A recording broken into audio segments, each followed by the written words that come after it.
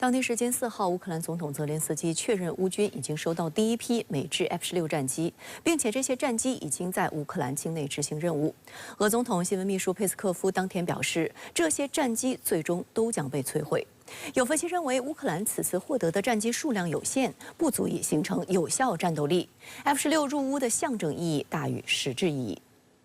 8月4号，乌克兰总统泽连斯基在空军基地会见飞行员，并视察了 F-16飞行。他在社交媒体发布的视频显示，泽连斯基在2架尾部涂装乌克兰3叉戟国徽的 F-16战机前发表讲话，另外2架飞过天空。活动在一个秘密地点举行，安保措施十分严密，以保护 F-16免受俄罗斯的攻击。泽连斯基也没有透露战斗机详细数量和作战任务。I think you will see, maybe not all of them, but you will see the result. I think it's very dangerous for today. We need to do all the security measures which have been discussed with our partners about using F-16.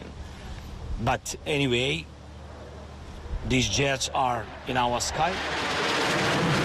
但泽连斯基承认，目前 F-16战机和合格飞行员的数量还不够，未来将有更多 F-16抵达乌克兰。乌方也将与合作伙伴寻求更多的飞行员和工程师的训练平台。F-16的作用主要是保护乌克兰关键地区免受俄罗斯空袭，并与俄罗斯战机作战，以实现在基辅等具有重要战略意义城市的制空权。此外，还能为乌军地面部队提供空中火力支援。泽连斯基此前曾表示，乌克兰需要130架 F-16以平衡与俄罗斯的空中力量。然而，乌克兰在7月只接收到了10架 F-16战斗机，年底前有望再获得10架，但这个数字距离乌方所需还差得远。西方国家已承诺交付的不到100架，其中大多数很可能是在未来几年内才能交付。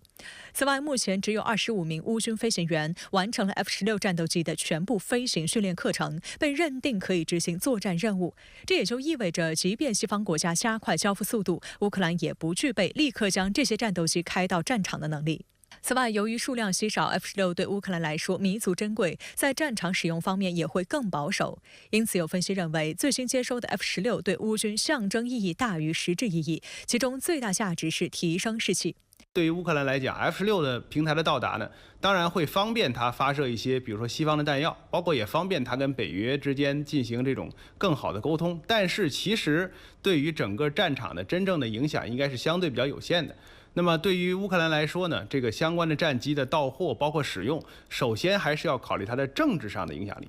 而且目前来看，如何部署这些 F-16战机也颇令乌军头疼。乌克兰军方早前称，或将部分 F-16战机停留在外国基地，使其免遭俄方攻击。但如果距离过远，实际上对战局能起到的作用有限，而且俄方也会想方设法摧毁这些战机。